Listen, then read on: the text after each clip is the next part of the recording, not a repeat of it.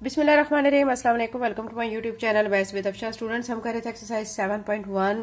Exercise 7.1 के question number 1 से 5 तक मैं इनकी वीडियो अपने चैनल पर अपलोड कर चुकी हूँ। क्वेश्चन नंबर 6 आज करेंगे। क्वेश्चन नंबर 6 को आपने अच्छी तरह से समझना है, फिर उसके बाद हम इसको सॉल्व करेंगे। शो दैट, आपको कहा गया है कि ये जो पॉइंट्स हैं आपने शो करना है, बताना है, are the vertices of rectangle, कि क्या ये रेक्टेंगल के वर्टिसेस हैं।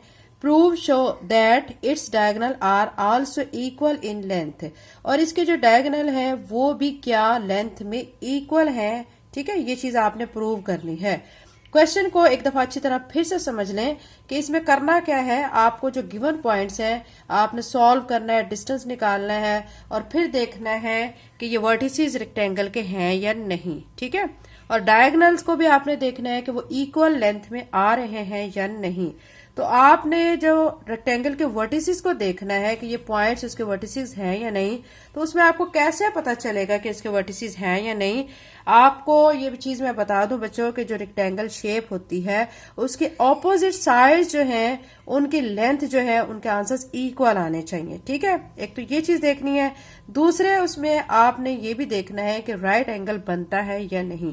और राइट एंगल को हम कैसे देखते हैं, पैथागोरस थ्योरम अप्लाई करके उसके जरिए हम देखते हैं। ठीक है, क्वेश्चन नंबर 6 को सॉल्व करते हैं, साथ साथ मैं आपको बताती रहूंगी कि इसमें आपने कैसे कैसे करना है। क्वेश्चन नंबर 6 के सोल्यूशन के में आप बच्चे देखें कि ये मैंने पॉइंट्स जो है यहाँ पे लिख लिए हैं, A B C and D. ये हमें पॉइंट्स गिवन है। हमें कहा गया है कि बताएं कि ये पॉइंट्स जो हैं वर्टिसेस हैं रेक्टेंगल शेप के या नहीं। तो रफली बच्चों मैं आपको एक शेप बना के दिखा देती हूँ। जैसे ये रेक्टेंगल की शेप है, ठीक है, तो ये रफली बना के दिखा रही हूँ। ठीक है, तो इसमें जो आप इसको कह लें, इसको ये ए है, ये बी है और इसको आप कह लें सी, इसको डी। ठीक है, अब ए बी की अपोजिट साइड कौन सी होगी, सी डी। बी सी की अपोजिट साइड कौन सी होगी, ए डी। ठीक है, यानी बी सी और ए डी इनके आंसर्स इक्वल होने चाहिए और ए बी और सी डी इनका आंसर्स इक्वल होने चाहिए। ठीक है, तो हमने ये अब देखना है कि इनके आंसर्स इक्वल आते हैं या नहीं।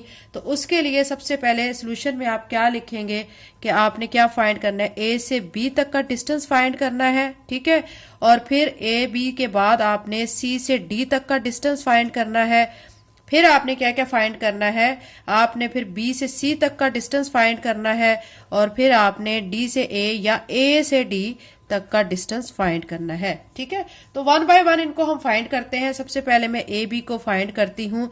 ए बी फाइंड करने के लिए मैं ए पॉइंट जो है वो 1 और 2 ये ले लेती हूँ और बी पॉइंट जो है वो 7 और 2 ये ले लेती हूँ। ठीक है, उसके बाद हम लगाएंगे डिस्टेंस फार्मूला, जो कि आपको पता है कि क्या होता है, x2 minus x1 whole square plus y2 minus y1 whole square, और इसके ऊपर क्या आ जाता है, स्क्वायर रूट आ जाता है। ठीक है, अब ये जो पॉइंट्स हमने लिए हैं, ठीक है, इनको हम x और y कहेंगे।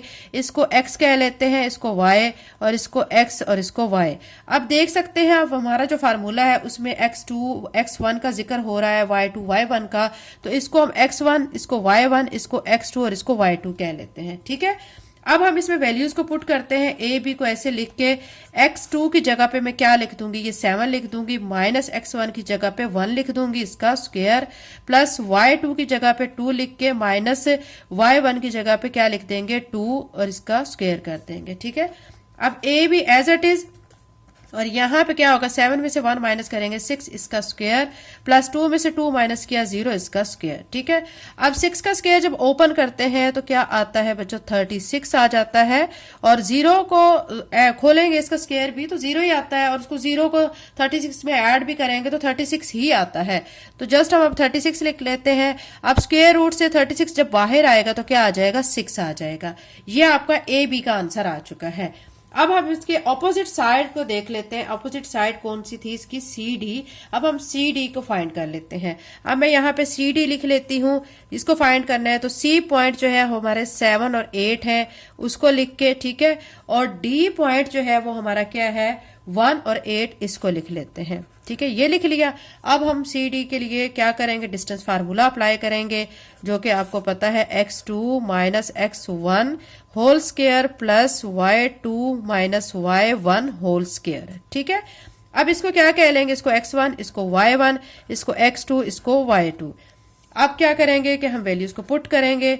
यहाँ पे x2 की जो वैल्यू है क्या है 1 माइनस x1 की है 7, ये लिख के इसका स्क्वायर प्लस y2 8 है माइनस y1 भी हमारा 8 है, इसका स्क्वायर कर देंगे। अब सी डी ऐसे ही। अब यहां से क्या करेंगे कि 7 में से 1 माइनस करेंगे 6, चूंकि 7 बड़ी रकम है उसके साथ माइनस का साइन है तो माइनस आ जाएगा। 8 में से 8 माइनस करेंगे 0। अब -6 का जब हम -6 के साथ ही मल्टीप्लाई करते हैं तो क्या आ जाता है 36। आपको पता है 36 का स्क्वायर रूट क्या होता है 6 होता है। अब ये जो हमारी है ना ऑपोजिट साइड, ठीक है, दोनों ए बी और सी डी दोनों ये इक्वल आ रही हैं, ठीक है। अब हम दूसरे वाली साइड्स को देख लेते हैं जो कि बी सी है, इसको फाइंड करते हैं। बी सी को फाइंड करने के लिए मैं बी पॉइंट ले लूंगी। बी पॉइंट हमारे पास कौन से हैं 7 और 2, और सी पॉइंट हमारे पास कौन कौन से हैं, ठीक है। सी पॉइंट हमारे पास है 7 और 8, ठीक है, ये लिख लेंगे।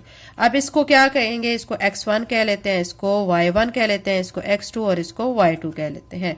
अब फार्मूला लगाएंगे, डिस्टेंस फार्मूला, और वैल्यूज पुट करेंगे। x2 minus x1 whole square plus y2 minus y1 whole square, ठीक है। अब आपने वैल्यूज को लगाना है। x2 की वैल्यू क्या है 7, माइनस x1 की भी 7 है, इसको क्या कर देंगे इसका स्क्वायर, प्लस y2 की वैल्यू 8 है माइनस y1 की वैल्यू 2 है, इसका स्क्वायर। अब 7 में से 7 को आप माइनस करेंगे, क्या आ जाएगा 0 आ जाएगा, ठीक है। 0 का स्क्वायर 0 के इक्वल ही होगा। अब 8 में से 2 को माइनस करेंगे 6 आ जाएगा, ठीक है। तो यहाँ पे 6 आ गया, इसका क्या आ जाएगा स्क्वायर आ जाएगा। अब देखें बच्चों के 6 का जो स्क्वायर है किसके इक्वल होता है 36 के। अब 36 का स्क्वायर रूट ओपन करते हैं तो 6 आ जाएगा, ठीक है। तो अब यहाँ पे बी सी हमारा क्या आ चुका है 6 आ चुका है। अब हमने कौन सी फाइंड करनी है, इसकी अपोजिट साइड आप देख सकते हैं ऊपर, इसकी अपोजिट साइड ए डी है। अब इसको फाइंड कर लेते हैं। लेकिन बच्चों अभी तक आप देखें कि हमारे सारे आंसर्स इक्वल आ रहे हैं। हालांकि 2 साइड्स के आंसर्स इक्वल होने चाहिए थे और 2 साइड्स के आंसर्स इक्वल होने चाहिए थे, ठीक है, यानी ऑपोजिट साइड्स के आंसर्स इक्वल होने चाहिए थे। तो अभी हम क्या करेंगे एडी को फाइंड कर लेते हैं। अब हमने एडी फाइंड करना है, तो एडी फाइंड करने के लिए क्या करेंगे, ए जो पॉइंट है उसको लिख लेंगे, ठीक है, और फिर डी पॉइंट है उसको लिख लेंगे। ए पॉइंट हमारे पास क्या है 1 और 2, और डी पॉइंट हमारे पास क्या है 1 और 8, ठीक है, ये हमने लिख लिया यहाँ पे। तो ये मैं लिख चुकी हूँ। अब एडी को फाइंड करते हैं। एडी फाइंड करने के लिए डिस्टेंस फार्मूला लगाएंगे, x2 minus x1 whole square plus y2 minus y1 whole square. अब क्या करेंगे, इसको x1 कह लेते हैं, इसको y1, इसको x2 कह लेते हैं, इसको y2 कह लेते हैं। वैल्यूज पुट करेंगे एडी लिख के। अब x2 की वैल्यू क्या है, यहाँ पे 1 है, माइनस x1 की वैल्यू भी 1 है, इसका क्या कर देंगे स्क्वायर। y2 की वैल्यू 8 है और y1 की वैल्यू क्या है 2 है, इसका स्क्वायर कर देंगे। अब 1 में से 1 माइनस किया तो 0 आ जाएगा, 0 का स्क्वायर, प्लस 8 में से 2 माइनस किया 6, इसका स्क्वायर। आप देखें 0 का स्क्वायर 0 के इक्वल ही होता है। 6 का स्क्वायर किसके इक्वल आ जाएगा 36 के, और 36 जो है स्क्वायर रूट से जब बाहर आएगा तो क्या हो जाएगा 6। आप देख सकते हैं बच्चों चारों साइड्स इक्वल आ गई हैं। हालांकि रेक्टेंगल शेप में ऐसा नहीं होता, चारों साइड्स इक्वल नहीं होती, ठीक है। ये चीज तो क्लियर हो गई कि ये शेप रेक्टेंगल नहीं है, यानी ये जो पॉइंट्स हमें गिवन है ये इस शेप के क्या है वर्टिसेस नहीं है, ठीक है। लेकिन अभी ये इसका फर्स्ट स्टेप था, अभी हमने इसका दूसरा स्टेप भी करना है। वो हमने क्या करना है, हमने देखना है कि राइट एंगल बनता है या नहीं बनता। आपको बच्चा पता है कि जब भी हमने राइट एंगल को देखना होता है, ठीक है, उसके लिए हमें क्या चाहिए होता है एसी चाहिए होता है, मतलब उसमें हाइपोटेन्यूज चाहिए होता है। तो सबसे पहले हम क्या करेंगे कि इसके में एक और क्वेश्चन हमसे किया गया है कि ये भी बताना है कि इसमें जो डायगोनल हैं वो लेंथ में इक्वल हैं या नहीं। डायगोनल बच्चों आपको मैं रफ यहाँ पे बता देती हूँ। ये देखें जैसे रेक्टेंगल शेप दी गई है, ठीक है, यहाँ पे इसको मैं ए कह लेती हूँ, इसको बी, इसको सी और इसको डी। अब इसका जो डायगोनल है ये देखिए यहां से यहां तक ये एक डायगोनल हो गया और यहां से यहां तक ये दूसरा हो गया। तो यानी ए सी ये फाइंड करेंगे और बी डी ये फाइंड करेंगे, और फिर देखते हैं कि दोनों के आंसर्स इक्वल हैं या नहीं, क्योंकि उन्होंने ये भी पूछा है कि जो डायगोनल्स बनेंगे इनके आंसर्स इक्वल हैं या नहीं, मतलब दोनों लेंथ्स में इक्वल हैं या नहीं। तो सबसे पहले मैं ए सी फाइंड कर लेती हूँ। ए सी फाइंड करने के लिए ए पॉइंट जो है वो लेंगे हम। ए हमारे पास है 1 और 2, और सी जो है वो हमारे पास क्या है, सी हमारे पास है 7 और 8, ठीक है, इसको लिख लेंगे। अब इसको x1, इसको y1, इसको x2 और इसको y2 कह लेंगे। ठीक है, यहां तक हो गया। आप AC फाइंड करने के लिए डिस्टेंस फार्मूला लगाएंगे, x2 minus x1 whole square plus y2 minus y1 whole square. अब क्या करेंगे, वैल्यूज पुट कर देंगे इसमें। x2 की वैल्यू क्या है, 7 है, माइनस x1 की 1 है, इसका स्क्वायर कर देंगे, प्लस y2 की वैल्यू 8 है, माइनस y1 की वैल्यू 2 है, इसका स्क्वायर कर देंगे। अब 7 में से 1 माइनस करेंगे 6, इसका स्क्वायर हो जाएगा। 8 में से 2 माइनस करेंगे, इसका स्क्वायर हो जाएगा। ठीक है, 6 का स्क्वायर जब ओपन करेंगे 36 बनेगा, और यहाँ पे भी 6 का स्क्वायर जब ओपन करेंगे तो क्या बनेगा, 36 बनेगा। ठीक है, अब ये 36 में 36 को ऐड करेंगे तो क्या बन जाएगा, 72। तो ये बच्चों हमारा एक इसका AC का आंसर आ चुका है, मतलब एक डायगोनल आ चुका है। अब दूसरा डायगोनल जो है वो हमारा क्या था, आप देख सकते हैं ऊपर, यहां से देखें A से C तक ये डायगोनल हम फाइंड कर चुके हैं, B से D तक का अब ये डायगोनल फाइंड करते हैं। तो B से D तक डायगोनल फाइंड करने के लिए, उसकी लेंथ फाइंड करने के लिए हम B और D पॉइंट ले लेंगे। ठीक है, ये हमने फाइंड करना है। तो B जो पॉइंट है हमारे पास वो कौन कौन से हैं, वो 7 और 2 है, वो लिख लेते हैं। और D हमारे पास कौन कौन से हैं, 1 और 8 हैं, ये लिख लेते हैं। ठीक है, इसको x1, इसको y1, इसको x2 और इसको y2 कह लेते हैं। अब यहां से देखें BD आप ऐसे लिखेंगे, डिस्टेंस फार्मूला अप्लाई करेंगे, x2 minus x1 whole square plus y2 minus y1 whole square. ठीक है, अब वैल्यूज पुट करेंगे, BD लिख के। अब यहाँ पे x2 की जो वैल्यू है वो 1 है, माइनस x1 की वैल्यू 7 है, इसका स्क्वायर, y2 की वैल्यू 8 है, माइनस y1 की वैल्यू 2 है, इसका स्क्वायर। अब 7 में से 1 माइनस करेंगे 6 आ जाएगा, माइनस 6 होगा क्योंकि बड़ी रकम 7 की उसके साथ माइनस का साइन है, प्लस 8 में से 2 माइनस करेंगे 6, इसका स्क्वायर। अब माइनस 6 को जब माइनस 6 से मल्टीप्लाई करेंगे तो क्या हो जाएगा, 36, और 6 का स्क्वायर ओपन करेंगे 36, तो दोनों को ऐड करेंगे तो क्या आ जाएगा, 72। आप देख सकते हैं बच्चों हमारे जो दोनों डायगोनल्स हैं उनकी लेंथ तो इक्वल है। ठीक है, लेंथ उनकी इक्वल आ गई है। ये हमें कहा गया था, पूछा गया था कि प्रूव दैट, बताएं आप ये भी साबित करें कि इनकी दोनों डायगोनल्स की लेंथ इक्वल है या नहीं है। तो दोनों की लेंथ इक्वल आ चुकी है, तो लास्ट पे आप लाइन ये लिखेंगे, बोथ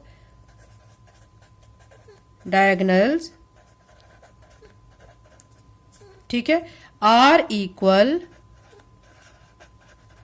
इन लेंथ। ठीक है, ये आप लिख लेंगे। उसके बाद अभी आपने बच्चों क्या करना है, ये भी बताना है कि इसमें राइट एंगल बनता है या नहीं। ठीक है, तो उसके लिए अब हम क्या करेंगे, पाइथागोरस थ्योरम लगाएंगे और फिर उसमें देखते हैं। अब हम बच्चों पाइथागोरस थ्योरम लगाएंगे। पाइथागोरस थ्योरम में आपने क्या करना होता है, AC होल स्क्वायर, ठीक है, is equal to AB whole square plus BC whole square. ठीक है, या सिंपल आपने क्या करना होता है, hypotenuse square is equal to base square plus perpendicular square. ठीक है, अब आपको बच्चों, आपको मैंने दिखाया था यहाँ पे, इस तरह रफ दोबारा से बना के दिखा देती हूँ। ये जो चीज है, ठीक है, ये अब A था, ये B था, ये C था, ये D था, तो ये AC, ये बड़ी चीज, ये क्या कहलाएगी, ये हाइपोटेन्यूज कहलाएगी। AB ये क्या हो जाएगा, बेस हो जाएगा, और ये BC क्या हो जाएगा, परपेंडिकुलर। ठीक है, अब ये वैल्यूज तो हम निकाल चुके हैं, हम डायरेक्ट वैल्यूज इसमें पुट करेंगे। AC स्क्वायर, AC हम फाइंड कर चुके हैं, हमारे पास आया हुआ है 72, इसका हम कर लेते हैं स्क्वायर, स्क्वायर रूट में है। ठीक है, AB हमारा आ चुका है, पहले ही हम निकाल चुके हैं 6, उसका स्क्वायर। BCB को हम फाइंड कर चुके हैं, उसका 6 और उसका स्क्वायर कर चुके हैं। ठीक है, अब क्या करेंगे, स्क्वायर स्क्वायर रूट से कट जाएगा तो यहाँ पे रह जाएगा 72। 6 का स्क्वायर ओपन करेंगे 36, और यहाँ पे 6 का स्क्वायर ओपन करेंगे तो 36 आ जाएगा।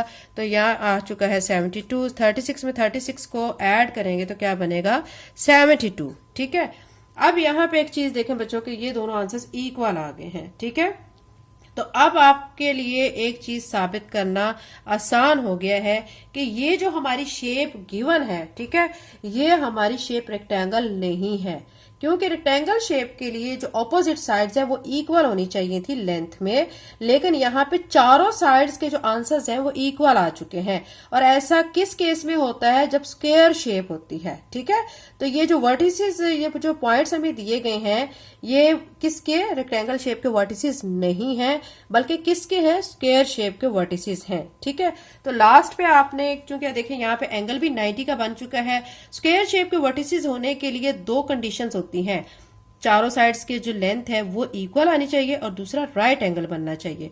तो ये दोनों कंडीशंस यहाँ पे पूरी हो रही हैं, तो यहाँ पे फिर हम कहेंगे कि ये हमारी शेप स्क्वायर है। ठीक है, तो यहाँ पे लिख लेते हैं all sides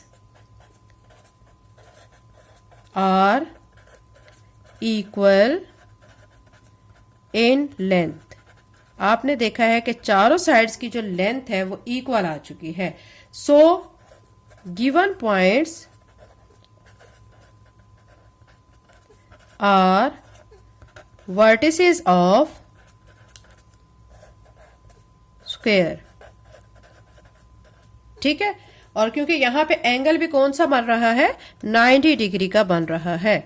angle is equal to 90 degree. क्योंकि आप देखें बच्चों, ये जो शेप है ना आपके सामने, इसको यहां से हम ड्रा करें तो ये हमारा 90 का एंगल बनता है। तो अब आप ऐसा कब पॉसिबल होता है स्क्वायर शेप में, जब उसकी चारों साइड्स की लेंथ इक्वल आ जाती है और 90 का उसमें एंगल बन जाता है। तो फिर हम इसको कहेंगे कि ये जो हमारे पॉइंट्स हैं, ये सारे पॉइंट्स जो हैं वो किसके वर्टिसेस हैं, स्क्वायर शेप के वर्टिसेस हैं। ठीक है, क्वेश्चन हमारा बच्चों कंप्लीट हो चुका है। वीडियो बनाते हुए कोई मिस्टेक हो गई है तो उसके लिए माजरत करती हूँ। अगर आप मेरे चैनल पे नए हैं और अगर आपने चैनल को सब्सक्राइब नहीं किया तो काइंडली सब्सक्राइब करें। प्रीवियस तमाम सिलेबस जो क्लास 9th का है नेशनल बुक फाउंडेशन का, वो मैं अपने चैनल पे अपलोड कर चुकी हूँ। मजीद वीडियोस भी इंशाल्लाह बनाती रहूंगी। आपकी सपोर्ट चाहिए, आप लाइक करें, कमेंट करें, ठीक है, और चैनल को सब्सक्राइब करें। Thank you and Allah Hafiz.